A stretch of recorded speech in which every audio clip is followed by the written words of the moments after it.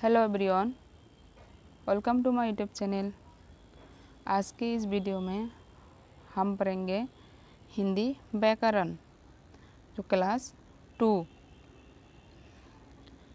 हिंदी व्याकरण यानी हिंदी ग्रामर। ठीक है, अगर आप इस चैनल में नए हो तो चैनल को सब्सक्राइब कर लो। ठीक है, और वीडियो अच्छी लगे तो लाइक करना और शेयर भी कर देना अपने दोस्तों के साथ। ये हमारा हिंदी व्याकरण बुक है, ये हमारा बुक है। अभी हम अपने बुक के पहले इंडेक्स में देखेंगे क्या क्या पढ़ना है। आज हम पढ़ने वाले हैं भाषा, लैंग्वेज, वर्ण, वर्णमाला, अल्फ़ाबेट, मात्राएं। ये 3 चैप्टर आज हम पढ़ेंगे। अभी अपना बुक खोल लीजिए। आपका पेज नंबर आता है 5। ठीक है, देखिए सभी बच्चे मेरे साथ साथ वीडियो देखकर अपना चैप्टर को समझिए। ठीक है, अभी चैप्टर ऑन पढ़ेंगे। चैप्टर ऑन भाषा। भाषा को बोलती है लैंग्वेज। भाषा क्या है, किसे कहते हैं, हम इसी चैप्टर में पढ़ेंगे। अच्छा, भाषा क्या है अभी हम पढ़ना शुरू करते हैं। ठीक है बच्चों, आप सब लोग अपना बुक निकाल लीजिए और इस चैप्टर में जितने भी क्वेश्चन है, प्रश्न है, हम उसके आंसर भी करेंगे। देखिए, जब हमारे मन में विचार आते हैं तो हम उसे व्यक्त करने के लिए कोई माध्यम अपनाते हैं। ठीक है, जब हमारे मन में कुछ विचार आते हैं तो हम उसे व्यक्त करने के लिए कुछ न कुछ माध्यम अपनाते हैं। अपने मन के विचारों तथा भावों को दूसरों तक पहुंचाने का माध्यम ही भाषा कहलाते हैं। मतलब अपने मन में जो विचार तथा भाव है उसे दूसरों तक पहुंचाने का माध्यम ही क्या है, भाषा है। अगर हमारे मन में कुछ चल रहा है, किसी को कुछ बोलना है तो हम क्या करते हैं, व्यक्त करते हैं, अपने मुंह से कुछ बोलते हैं कि हमें ये चाहिए, कि हमको आपसे ये कहना है। ठीक है, उसी को क्या कहते हैं, भाषा कहलाते हैं। भाषा शब्द भाष से बना है। कौन सा शब्द से भाषा शब्द बना है, भाष शब्द से। उसका अर्थ है बोलना। ठीक है, उसका अर्थ क्या है, बोलना। अर्थात भाषा वो माध्यम है जिसके द्वारा हम अपने विचार दूसरों के सम्मुख प्रकट करते हैं। अर्थात भाषा वो एक माध्यम है जिसके द्वारा, जिसके सहायता हम अपने मन के विचार दूसरों तक पहुंचाते हैं। अगर हमने तो पहले बोला कि अगर हमको कुछ चाहिए या फिर क्लासरूम में टीचर को कुछ बोलना है, कुछ पूछना है तो हम बोलते हैं मुंह से। ठीक है, उसे बोल के या फिर लिख के उसे क्या कहलाते हैं, भाषा। जैसे उपरोक्त चित्र में छोटा बच्चा अपने भावों का व्यक्त करने के लिए अपने पिता से कुछ कह रहा है। कौन सा चित्र, ए वाला चित्र। ठीक है, अपने भावों का व्यक्त करने के लिए अपने पिता से कुछ कह रहा है। उसके बाद देखो, अध्यापिका स्वयं पटल पर कुछ लिखकर बच्चों को समझा रही है, वही भाषा है। ये भी क्या, ये कक्षा में क्या टीचर ने स्टूडेंट को समझाने के लिए बोर्ड में कुछ लिखा है, ये भी एक भाषा है। भाषा के रूप, अभी क्या पढ़ेंगे हम, भाषा के रूप। भाषा के 2 रूप है। भाषा के कितने रूप है, 2 रूप। भाषा, देखिए मौखिक और लिखित। भाषा के कितने रूप? 2।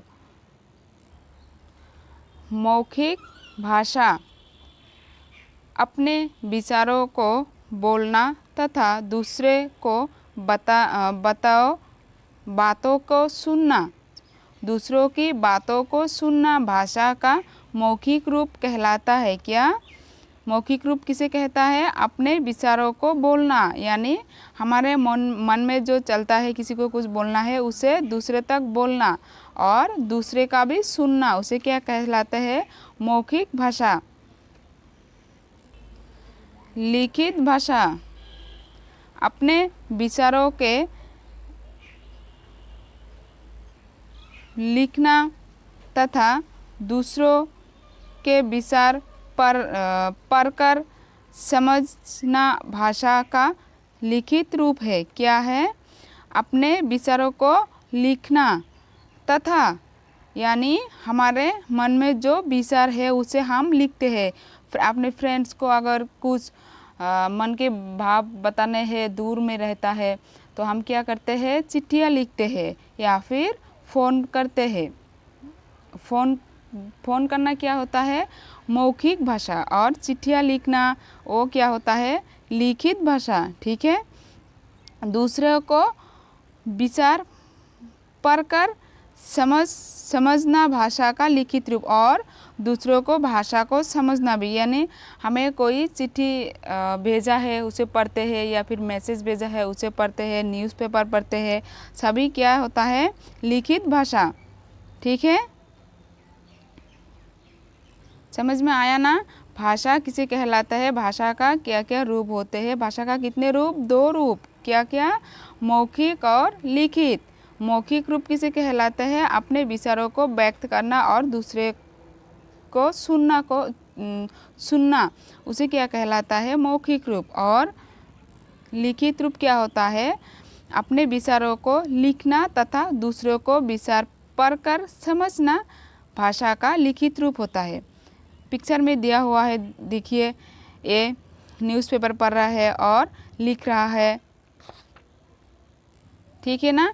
अभी हम इस चैप्टर को जो अभ्यास हमें दिया गया है वो हम पूरा करेंगे।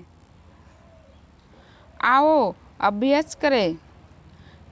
निम्नलिखित प्रश्नों के उत्तर दीजिए। क्या? निम्नलिखित प्रश्न के उत्तर दीजिए। ठीक है, अभी हम आप लोगों को क्वेश्चन पढ़कर सुनाते हैं। आप लोग बैठे बैठे आंसर देने की कोशिश करना, और हो सके तो कमेंट में बताना आंसर क्या होगा। ठीक है, इधर हम लिख रहा है आप लोगों की सुविधा के लिए। जब आप अपने सहपाठी से फ़ोन पर बात करते हैं तो वो भाषा का कौन सा रूप होता है? हमने अभी पढ़ा, कौन सा रूप?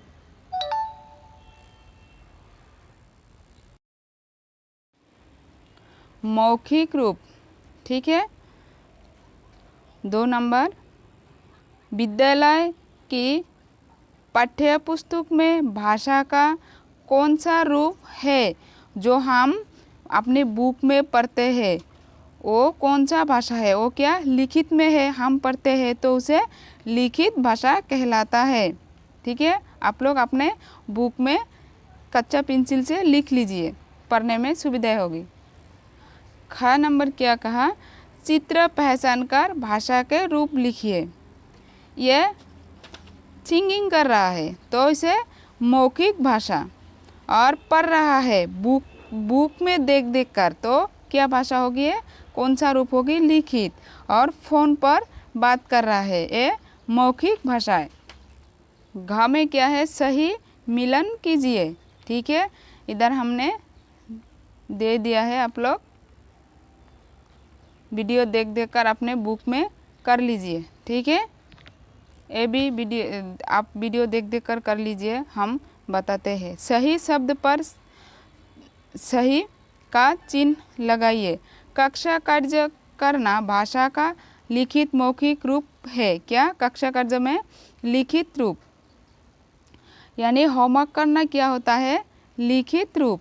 ठीक है, अध्यापक का प्रश्न पूछना भाषा का लिखित या मौखिक रूप होता है। कौन सा? अध्यापक को प्रश्न पूछना मौखिक रूप।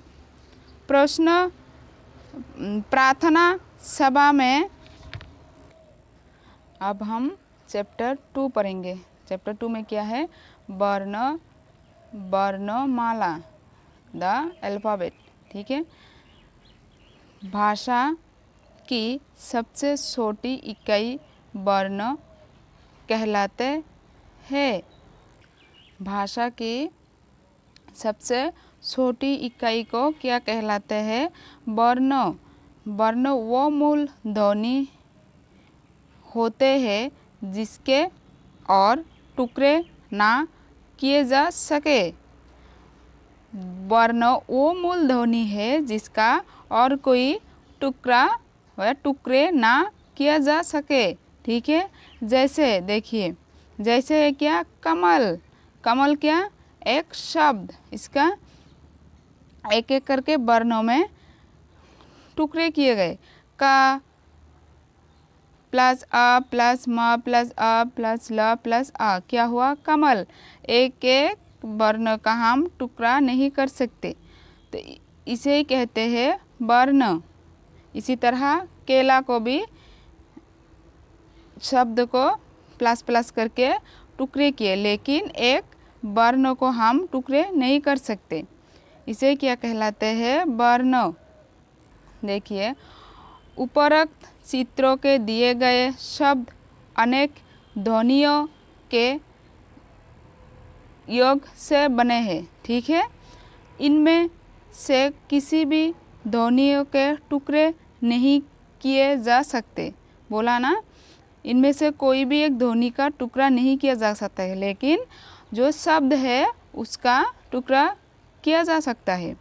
ये भाषा की सबसे छोटी इकाई होती है। क्या? एक वर्ण भाषा की सबसे छोटी इकाई होती है। वर्ण की 2 भेद होती है। वर्ण की कितने भेद होती है? 2। यानी हम वर्ण को 2 भाग में पढ़ेंगे। वर्ण, पहला स्वर, दूसरा व्यंजन। स्वर को वावेल्स कहते हैं इंग्लिश में, और हिंदी में स्वर। स्वर वर्ण स्वतंत्र रूप से उच्चारण की जाने वाली ध्वनियों को स्वर कहते हैं। मतलब जो हम उच्चारण करते हैं, अगर खुद ब खुद उच्चारण होता है, किसी और वर्ण का सहायता नहीं लेता है, उसे क्या कहता है? स्वर वर्ण। हिंदी में 11 स्वर होते हैं। हिंदी में कितना स्वर? 11। और इंग्लिश में 5। वावेल्स कितने? 5।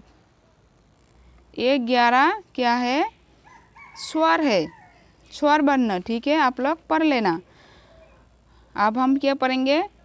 अन्य स्वर और भी स्वर है।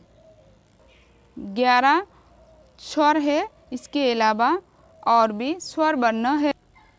देखो, अनुस्वर। अनुस्वर से कैसे शब्द बनते हैं? अनुस्वर जैसे झंडा, कंगन, बंदर, पतंग तथा जंगल इत्यादि। अनुस्वर वाला शब्द। अनुनासिक जैसे गाँव, जैसे गाँव, साव, साद, रोटियां तथा हंस इत्यादि। अनुनासिक से ऐसे शब्द होते हैं। और विसर्ग, आह, विसर्ग के आह से क्या क्या शब्द होते हैं देखते हैं। प्रात, प्राय, नु, पुन, फलत तथा संभवत इत्यादि। ये सारे पढ़ लेना आप लोग। ठीक है। व्यंजन वर्ण पढ़ेंगे। व्यंजन, कंसोनेंट्स, स्वरों की सहायता से जिन ध्वनियों का उच्चारण किया जाता है उन्हें व्यंजन कहते हैं। क्या?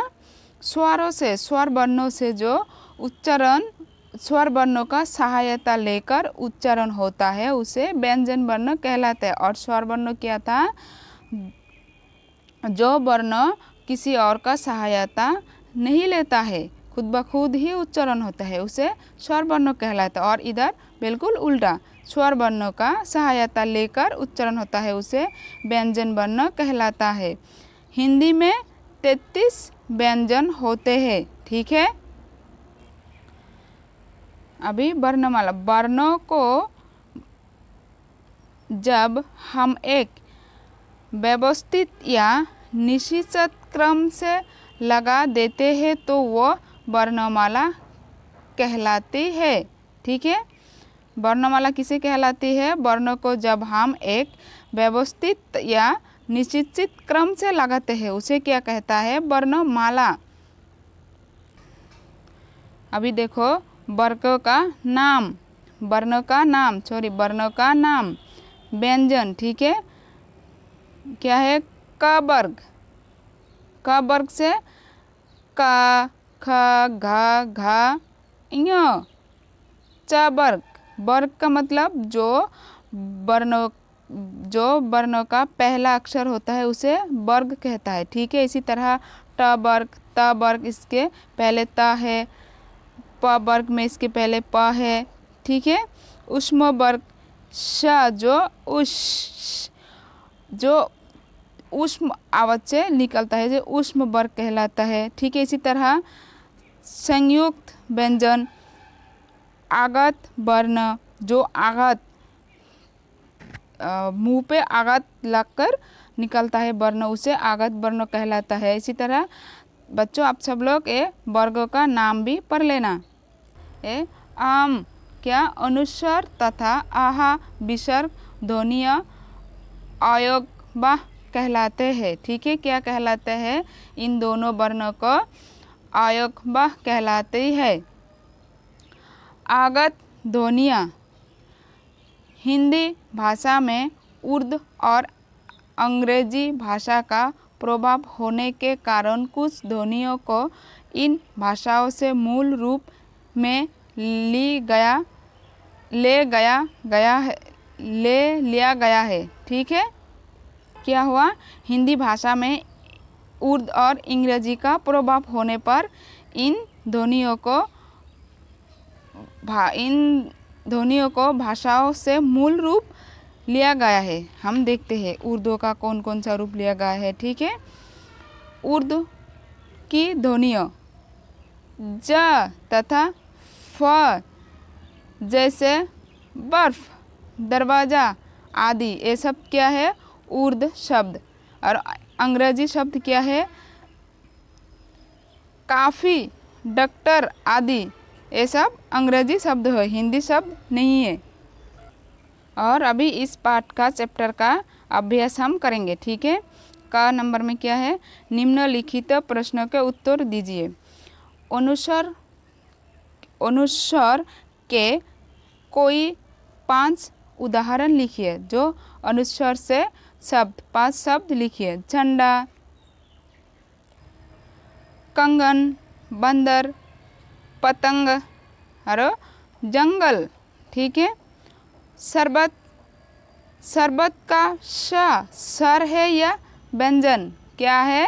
शरबत का श व्यंजन वर्ण है। हम तो श क्या वर्ण है? व्यंजन वर्ण, सभी जानते ही है। 3 नंबर में क्या है? हिंदी भाषा में कितने स्वर तथा कितने व्यंजन होते हैं? लिखिए। उत्तर में क्या लिखेंगे हम? हिंदी भाषाओं में 11 स्वर तथा 33 व्यंजन होते हैं। ये दोनों प्रश्न हम बोलेंगे नहीं, आप लोग देखिए, हम वीडियो बना रहे हैं, आप लोग देखिए, देखकर अपने नोटबुक में लिख लीजिए। ठीक है। सही व्यंजन को प्रयोग से रिक्त स्थान भरिए, जो खाली स्थान है उसमें आप लोग भरिए। ठीक है। हम आंसर दिए गए हैं, आप लोग भर लेना।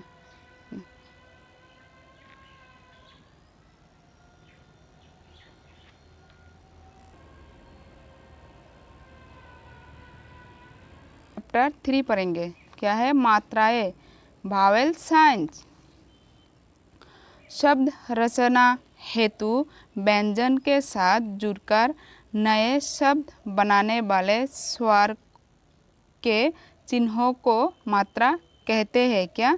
शब्द रचना करते हुए जो व्यंजन के साथ कुछ नए शब्द जुड़ते हैं उसे स्वर के चिन्हों को मात्रा कहते हैं। ठीक है, देखिए हिंदी भाषा में स्वर और उनके मात्राएं। अ से क्या होता है? आ से कोई मात्रा नहीं होता है। अ से कोई मात्रा नहीं होता है। ठीक है, अ से आ होता है, ई से हिचीकर होता है, ई से ए वाला मात्रा होता है, ऊ से हुचुकर, ऊ से दुर्गु, री से री होता है। ऐसा करके ए से औ से, अम से, आह से, औ से, इन सारों से इन सब मात्रा होते हैं। आप लोग सब देख लीजिए और पहचान लीजिए। ये पढ़ने से ज़्यादा पहचानना ज़रूरी है। ठीक है, अभी व्यंजनों के साथ स्वरों को मात्राओं के चिन्हों की जोड़कर सार्थक शब्द बनाए जाते हैं। क्या करते हैं? व्यंजनों के साथ स्वरों की मात्रा, मतलब व्यंजन वर्णों के साथ स्वर वर्णों का मात्रा लगाकर सार्थक शब्द बनाए जाते हैं। क क्या है? व्यंजन वर्णों, क के साथ मात्रा का प्रयोग। आप लोग सब देख लीजिए अच्छी तरह से। ठीक है, और पढ़ लीजिए। हम आप लोगों को क प्लस अ क्या हुआ? क क्या? कबूतर। अ का कोई मात्राएं नहीं होता है। क प्लस आ क्या हुआ? आकार हुआ। इधर क क्या हुआ? कन। ठीक है, क प्लस ई क्या हुआ? की। शब्द क्या? किताब। क प्लस ई क्या हुआ? की। शब्द कोल। इसी तरह लीजिए। क प्लस ऊ कु, कुम्हार। क प्लस ऊ कु, कूदना। क प्लस रू क्या हुआ? कृपान। ठीक है, ये सारे सब देख लीजिए। हाँ, आप लोग ये सारा व्यंजन है और व्यंजन के साथ स्वरों का मात्रा लगाकर शब्द बना दिया गया है। आप सब लोग पढ़ लीजिए और देख लीजिए और समझ भी लीजिए। हाँ, अब हम नीचे क्या लिखा है?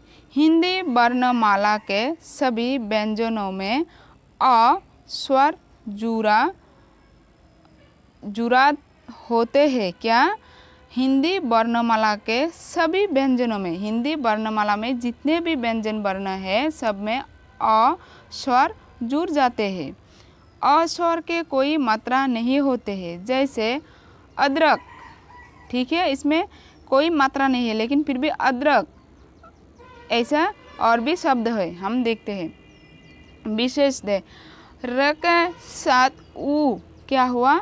और ऊ के मात्रा लगाने पर वो ऐसे लिखे जाते हैं। ठीक है, ऊ के मात्रा लगाने पर र के साथ ऊ के, ये स्वर वर्ण है और रा व्यंजन वर्ण है, इसके मात्रा लगाने पर इसे और ऐसे लिखे जाते हैं। मात्रा ऐसे लिखे जाते हैं। ठीक है, उदाहरण है, आप लोग पढ़ लीजिए और अच्छी तरह देख लीजिए। रुचि, र प्लस ऊ, रू, रुचि। इसी तरह रूठना। मात्रा अल्फाबेट चैप्टर हमारा ख़त्म हुआ। अभी हम इस चैप्टर का जो अभ्यास दिए गए हैं वो हम करेंगे। क में निम्नलिखित प्रश्नों के उत्तर दीजिए। क्या बोला? स्वरों के चिन्हों को क्या कहते हैं? स्वर को चिन्हों को क्या कहते हैं? मात्रा कहते हैं। कृपान के क में किसके मात्रा लगी है? बताइए, किसके? रू की मात्रा लगी है। र और रू के कई दो उदाहरण लिखिए। क्या? दो उदाहरण लिखिए। क्या लिखेंगे? रुचि और रूठना। ख नंबर में क्या दिए गए चित्रों को देखकर उनके नाम लिखिए और बताइए कि इनमें कौन सा मात्रा का प्रयोग किया गया है। ठीक है, ये पूरा हमने कर दिया है, आप लोग अपने बुक में लिख लीजिए। औरत में क्या मात्रा, ए मात्रा है और ए पिक्चर का नाम है। ठीक है, इसी तरह ये मात्रा है, ये पिक्चर का नाम है, आप लोग देख लीजिए और लिख लीजिए। ठीक है,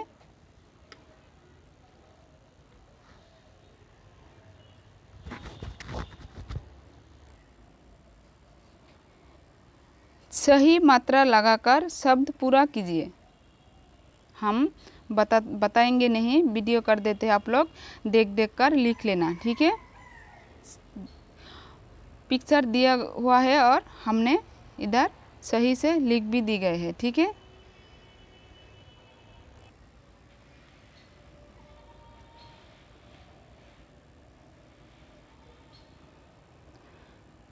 हमारा आज का ये वीडियो यहाँ ही ख़त्म होता है। अगर आप लोगों को ये वीडियो देखकर थोड़ा सा भी मदद हुआ है तो हमारे वीडियो को लाइक कर दीजिएगा और सब्सक्राइब तो ज़रूर करना। ठीक है, इस तरह की और इसी बुक का और लेसन पढ़ने के लिए और अपने दोस्तों को भी शेयर कर देना, उनका भी थोड़ा हेल्प हो जाएगा। ठीक है, आज के लिए इतना ही।